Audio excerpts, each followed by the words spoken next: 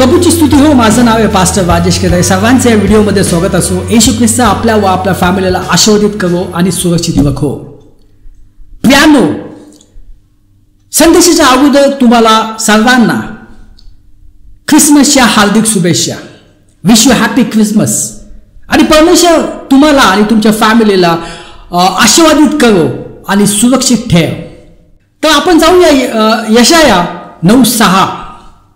आता हे वचन तर तुम्हाला तोंडपाठ असेल, कारण जेव्हा पण ख्रिसमस येतो तर नेहमी या वचनाबद्दल चर्च मध्ये सांगितलं जातं. तो प्रियानो खूप आवश्यक आहे की हे वचन आपल्याला समजणं खूप आवश्यक आहे. पुष्कळ जण नाथा जो आहे नाथा साजरा करतात, पण त्यांना माहीत नसतं की येशू ख्रिस्त कशासाठी आलेला आहे, त्याचा उद्देश काय होता, येशू ख्रिस्त कोण आहे हे पण त्यांना माहीत नसतं. आणि ही हकीकत आहे. तर आज तेच आपण बघणार आहोत. हे वचन आपण देवाच्या कृपेने आपण समजून घेणार आहोत. पहिला आपण वाचूया यशाया 9:6.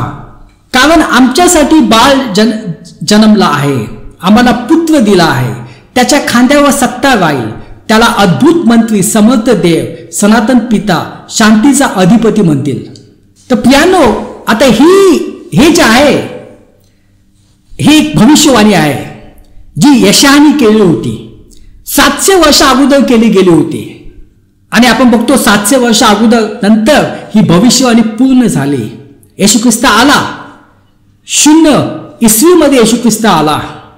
तर त्याची ही भविष्यवाणी आहे. इथं काय म्हटलं आहे? आमच्यासाठी बाळ जन्मला आहे. येशू ख्रिस्त तुमच्या आणि माझ्यासाठी आला आहे. प्रियानो, येशू ख्रिस्त कुठल्या एका जातीसाठी नाही आला, एका धर्मासाठी नाही आला, फक्त ख्रिश्चन लोकांसाठी नाही आला, फक्त यहुदी लोकांसाठी नाही आला. तर येशू ख्रिस्त जो आहे तो सर्वांसाठी आलेला आहे. हे आपल्याला माहिती पाहिजे. नाताळ हा जो आहे हा सर्वांसाठी आहे, फक्त ख्रिस्ती लोकांसाठी नव्हे, सर्वांसाठी आहे. कारण येशू ख्रिस्त जन्मला होता सर्व मानव जातीसाठी. म्हणून आपण म्हणू शकत नाही की नाताळ फक्त ख्रिस्ती लोकांचा आहे. नाही, सर्वांसाठी आहे. आणि ते काय म्हटलं आहे की तो समर्थ देव आहे. प्रियानो, पुष्कळ जण विश्वास ठेवत नाहीत की येशू ख्रिस्त हा देव आहे. पुष्कळ डिनॉमिनेशन मध्ये पण, ख्रिस्ती डिनॉमिनेशन मध्ये पण ते विश्वास ठेवत नाही. येशू ख्रिस्त देव नाहीये. हे वाचा, इथं काय म्हटलं आहे? तो समर्थन देव आहे, सनातन पिता आहे. सनातन पिता तो अनंत काळापासून आहे. प्रियानो, जेव्हा आपला जन्म होतो तेव्हा आपलं या जगाचं अस्तित्व सुरू होतं. पण येशू ख्रिस्ताने तसं नव्हतं. तो पहिल्यापासून होता, तो अनंत काळापासून आहे. तो देव आहे. त्याचं वास्तव्य पहिल्यापासून होतं. असं नाही की 25 डिसेंबर नंतर सुरू झालं. नाही, पहिल्यापासून होतं. म्हणून त्यांनी जे फरीसी लोक होते त्यांना काय म्हटलं की मी अब्राहमाच्या अगोदर होतो. प्रियानो, अब्राहम येशू ख्रिस्ताच्या येण्याच्या अगोदर 2000 वर्ष अगोदर त्याचं अस्तित्व होतं. पण इथे येशू ख्रिस्त म्हणतो मी त्याच्या अगोदर होतो. आणि अजून योहानमध्ये म्हटलं गेलं आहे की येशू ख्रिस्त जो आहे, जेव्हा हे सर्व पृथ्वी निर्माण होत होती तेव्हा येशू ख्रिस्त होता. कारण देवाने आणि येशू ख्रिस्ताने ही पृथ्वी निर्माण केलेली आहे. पण त्याच्या अगोदरपासून येशू ख्रिस्त आहे. तो जो अनंत काळपासून आहे. आणि इथे म्हटलंय तो शांतीचा अधिपती आहे. प्रियानो, आज जर तुमच्या जीवनात शांती नाहीये, कारण शांतीचा अधिपती तुमच्या जीवनात नाहीये. आज जगात बघतो शांती नाहीये, फॅमिलीमध्ये शांती नाहीये, कारण त्यांनी शांतीचा अधिपतीवर विश्वास ठेवला नाहीये. जेव्हा तुम्ही शांतीचा अधिपतीवर विश्वास ठेवता तर देवाची शांती तुमच्यावर येते, देवाचा आनंद तुमच्यावर येते, देवीची कृपा तुमच्यावर येते. तुमचं जीवन जे आहे ते बदलून जातं. तर ही भविष्यवाणी 700 वर्ष अगोदर केली गेली होती. पुढे वाचूया आपण यशाया 7:14. यास्तव प्रभू स्वतःला चिन्ह देत आहे. पहा, कुमारी गर्भवती होऊन पुत्र प्रसवेल व त्याचं नाव इमॅन्युअल असे ठेवले. काय म्हटलं आहे? कुमारी गर्भवती होईल. म्हणजे येशू ख्रिस्त जन्म आपला जन्म कसा होता तसा झाला नाहीये. चमत्कारिकरित्या कुमारी गर्भवती झाली. अजून भविष्यवाणी आपण वाचूया. यशया 9:7 तो दाविदाच्या सिंहासनावर बसून त्याचे साम्राज्य चालवेल आणि तेथून पुढे ते सर्वकाळ न्यायाने व नीतिमत्वाने दृढ व स्थिर करेल. सेनाधिप परमेश्वराचा आवेश हे सिद्धीस नेईल. इथं काय म्हटलंय की तो दाविदाच्या वंशावलीतून येईल. प्रियानो, जर तुम्ही योसेफाची वंशावली बघितली ती जाती दाविदापर्यंत, मरियाची वंशावली बघितली ती पण जाते दाविदापर्यंत. म्हणजे ही जी भविष्यवाणी दी गेली होती ती भविष्यवाणी खरी ठरली, कारण हे दोन्ही योसेफ आणि मरिया हे दाविदाच्या वंशातले होते. हालेलुया.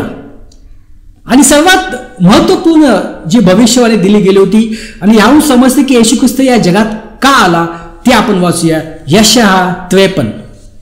खरं पाहिलं असता तो आमच्या अपराधामुळे घायल झाला, आमच्या दुष्कर्मामुळे ठेचला गेला, आम्हाला शांती देणारी अशी शिक्षा त्याला झाली, त्याला बसलेल्या फटक्याने आम्हाला आरोग्य प्राप्त झाले. प्रियानो, काय म्हटलं आहे? आमच्या अपराधामुळं तो घायल झाला, आमच्या दुष्कर्मामुळं ठेचला गेला. प्रियानो, त्यासाठीच येशू ख्रिस्त आला होता. येशू ख्रिस्त आला होता आपल्याला वाचवण्यासाठी, आपल्याला पापापासून वाचवण्यासाठी. कारण पाप आपल्याला नरकाच्या आगेत टाकू शकतं. एक पाप आपल्याला नरकाच्या आगेत टाकू शकतं आणि मनुष्य स्वतःला वाचू शकत नाही. किती पण त्यांनी निर्णय घेतला, ओ मी खूप चांगलं जीवन जगेल, मी धार्मिक जीवन जगेल, मी हे करेल, मी ते करेल, मी दारू पिणार नाही, मी व्यभिचार करणार नाही. एक दिवस नाही करत, दुसऱ्या दिवशी डबल करतो. हा आपला म्हणजे आपण स्वतःला वाचू शकत नाहीये. तर आपल्याला वाचवण्यासाठी येशू ख्रिस्त आला होता. त्याने आपली सर्व शिक्षा स्वतःवर घेतली. आपल्या दुष्कर्मामुळे जे आपण घाण पाप केले, जे आपण व्यभिचार केलेला आहे, जे आपण खोटं बोललो आहोत, जे आपण दुसऱ्याची निंदा केलेली आहे, जे आपण पोर्नोग्राफी बघितलेली आहे, जे आपण ड्रग्ज घेतलेले आहे, जे आपण सिगरेट पिलेला आहे, जे आपण तंबाखू खाल्लेला आहे, दुसऱ्याला वाईट बोललेलं आहे, लबाडी केलेला आहे, त्यासाठी येशू ख्रिस्तांनी बलिदान दिलं, त्याने रक्त सांडलं. आणि इथं काय म्हटलेलं आहे? त्याला बसलेल्या फटक्यांनी आम्हास आरोग्य प्राप्त झाले. असं म्हटलं नाही की आरोग्य प्राप्त होईल, पण आरोग्य प्राप्त झाले. प्रियानो, आज जर तुम्ही आजारी असाल, आज जर तुम्हाला कॅन्सर झाला असेल आणि डॉक्टरने सांगितलं असेल की हा कॅन्सर वाढतोय, जर तुमची केमोथेरपी चालली असेल, आज जर तुम्हाला हार्ट प्रॉब्लेम असेल, आज जर तुम्हाला डायबेटिकचा प्रॉब्लेम असेल, आज जर तुम्हाला डोळ्याचा प्रॉब्लेम असेल, आज जर तुम्हाला कानाचा प्रॉब्लेम असेल, आज जर तुम्हाला लिव्हरचा प्रॉब्लेम असेल, आज जर तुम्हाला किडनीचा प्रॉब्लेम असेल, प्रियानो, या वचनावर विश्वास ठेवा आणि रोज हे वचन तुम्ही वाचा. इथं काय म्हटलेलं आहे? आम्हाला आरोग्य प्राप्त झालेलं आहे. प्रियानो, पुष्कळ आपण प्रार्थना करतो, पिता परमेश्वर मला हे दे, मला ठीक कर, मला ठीक कर, मला ठीक कर. पण प्रियानो, खूप आवश्यक आहे की आपली प्रार्थना पवित्र शास्त्राच्या अनुसार होणे आवश्यक आहे. म्हणून कधी कधी त्याचं उत्तर मिळत नाही. इथं काय म्हटलेलं आहे की आम्हाला आरोग्य प्राप्त झालंय. म्हणजे आपली प्रार्थनामध्ये काय असलं पाहिजे? धन्यवाद असलं पाहिजे. आपण म्हणायला पाहिजे, येशू ख्रिस्त धन्यवाद की मी आज बरा झालेलो आहे, सर्व आजारापासून आज मी मुक्त झालेलो आहे. ही आपली प्रार्थना असणे खूप आवश्यक आहे. प्रियानो, त्यासाठी येशू ख्रिस्त आलेला होता, आपल्याला पापापासून वाचवण्यासाठी, आजारापासून वाचवण्यासाठी, शापापासून वाचवण्यासाठी. आणि तो आला, आपलं जीवन बदलून गेलेलं आहे. आपलं ह्या पृथ्वीचं जीवन ब्लेसेड झालेलं आहे, आशीर्वादित झालेलं आहे. आणि नंतर आपण स्वर्गात अनंत काळ येशू ख्रिस्ताच्या बरोबर असू. हालेलुया. आपण प्रार्थना करूया. पिता परमेश्वर, धन्यवाद देतो या वेळेसाठी. ही सर्व प्रार्थना येशू ख्रिस्ताच्या नावाने करतो. आमेन.